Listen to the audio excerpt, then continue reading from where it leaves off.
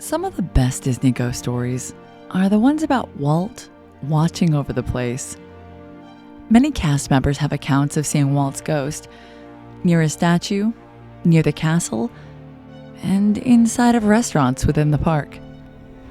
Some say they encounter an elderly man with deep inside knowledge of the park. Always friendly, always looking grateful to be there. Sometimes faintly smelling of cigarette smoke. When they come back to serve him, he's gone. No one else remembering seeing him. Many believe these are true stories. Though the eeriness of it may give you the shivers, you can't help but feel happy that Walt is still very much present in the parks today. It also makes you wonder, are there any other Imagineers or workers that also haunt the parks? Dan in Florida says yes, and he has a story about his experience. Dan worked at Walt Disney World for 4 years back in the late 90s. He was outgoing and expressive and quickly got a job as a Disney character. He played Dale, the chipmunk. He was friends with Dale. Dan thought it was funny that most people didn't know the difference between Chip and Dale. Dale has a red nose and buck teeth. It was a fantastic job, and Dan was happy every day. He truly loved where he worked. But right before he left the job to continue his education, Dan had a very strange encounter at a late-night restaurant character meet and greet. He's not the only one to have had strange encounters at Disney parks. According to InsideTheMagic.net, back in 2009, security cameras at the original Disney resort, Disneyland, caught a suspected ghost wandering the park, and some fans thought it was Walt Disney.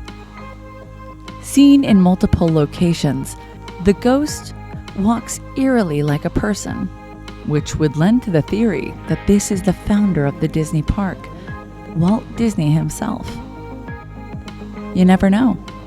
He may have wandered to check in on Sleeping Beauty Castle, or visit the attractions at Fantasyland or Frontierland, or just make sure that the happiest place on earth is exactly how he imagined. During his time at Disney World, playing the character Dale, Dan had never had any encounter he felt was paranormal. Until one of the last nights he was working at the park. It made him quite sad, but it was necessary. Dan was about to leave Walt Disney World to continue his education. In fact, he only had 2 weeks left. Dan, or Dale, was working at the restaurant Garden Grill in the Land Pavilion at Epcot. It was really fun to be a character and work at that restaurant at Disney World. Dan and his buddy who played Chip would walk through the restaurant as people were eating their dinner, and they'd have a lot of fun with everyone. The best thing about working at this particular restaurant when you were a character at Disney World was the layout of it. There are 2 stories to the Garden Grill in the Land Pavilion at Epcot. One staircase that went up, and another that went down. You would complete one layer and go up or down the stairs and complete the other layer. That would be a complete rotation. And when it was over, the shift would be over. Dan said that the main goal of the shift was to see every guest in the restaurant at least once, so everyone would have at least one chance to meet the Disney character. The last shift of the night was best, in Dan's opinion. Usually by 9 p.m., the restaurant would be mostly cleared out with 3 or 4 families remaining. The characters would either be done with the set in 10 minutes and get out early, or they would have time to play around in the restaurant and have detailed interactions because the groups were smaller. Either way, it was good. Dan had never encountered anything paranormal at Disney World and didn't know much about ghosts or hauntings in general. But everything changed after working one late night as Dale the Chipmunk.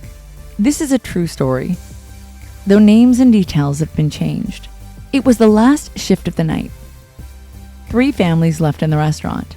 2 lower, 1 upper. 4 characters.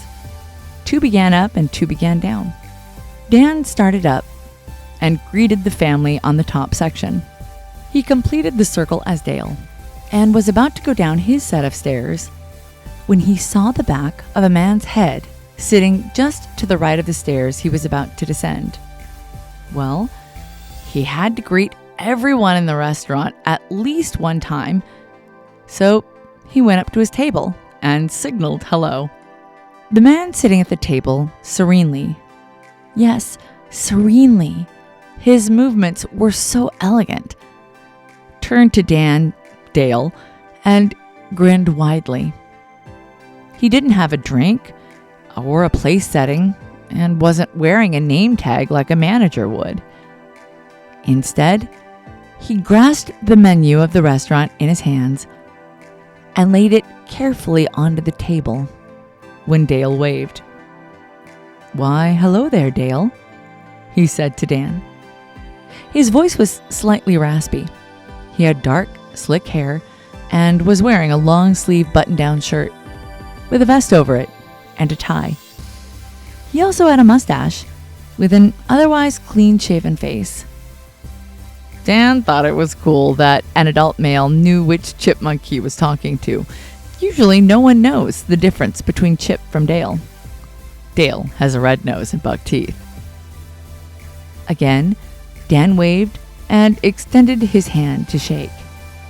The man at the table gave him a firm handshake and put his hands back on the menu, picking it up. Dan/Dale pointed to the menu, rubbed his stomach, and held his arms in a question mark position, asking, "Are you hungry? Are you eating?" It was odd, because he looked like he'd just been seated for dinner, but the restaurant would be closing in 15 minutes, and they'd stopped seating new guests about 30 minutes ago. The man laughed, shook his head, and said, "Oh no, nothing for me today, Dale." Dan/Dale nodded and glanced over the railing to see if any of the other families or characters were in his view. None were. The man at the table spoke again. "I'm just here to check up on things, see how they're going." Dan started feeling weird. The man put the menu down again and touched Dan's arm. Through the fur, he felt almost an energy come from the man, accompanied by a swift feeling of pride. "Go say hi to the children down there. The restaurant's closing," said the elegant man at the table. Dan went down the stairs and rounded to the other side of the restaurant, gave hugs and kisses to the last 2 families. All the other characters were back inside, done for the night. Dan's captain, the character manager of the night, said, "Found you, Dale," and took him by the arm, went to guide him back inside. Dan gave her the 1-second sign and ran back to the other side of the restaurant to find the man again. There was no one there. The menu was still in the middle of the table, instead of being tucked behind the napkin holder, but the chair had been pushed in. No one had walked out behind Dan while he was on the other side with the families, and the only other way out was through a door that leads to the kitchen and into the backstage area. But the man was not wearing a Disney costume, nor did he have a name tag on. Dan went through the backstage door and rejoined his fellow cast members upstairs. The instant he was up there, he brought up the man. When he did, his friend said, "What man? Oh, you mean that dad with the kids?" And they mostly shook their head, confused. When Dan went home that night, he reflected and came to the conclusion that this was a paranormal experience. There's something rather special about seeing the ghost of Walt Disney, almost as though he was checking, making sure the park is all in order before it opens up for the next batch of guests. And at first, Dan thought he may have met Walt Disney himself. However, he would have recognized him surely, and Walt never actually saw Epcot. which leads Dan now to believe he met an Imagineer or some other sort of operator. Maybe even just a longtime Disney World lover who decided to haunt the place. Either way, Dan knew this was no ordinary encounter. So the next time you're at a Disney park, late at night, in a quiet corner, don't be surprised if you encounter a spirit or two, enjoying their afterlife in the happiest place on earth.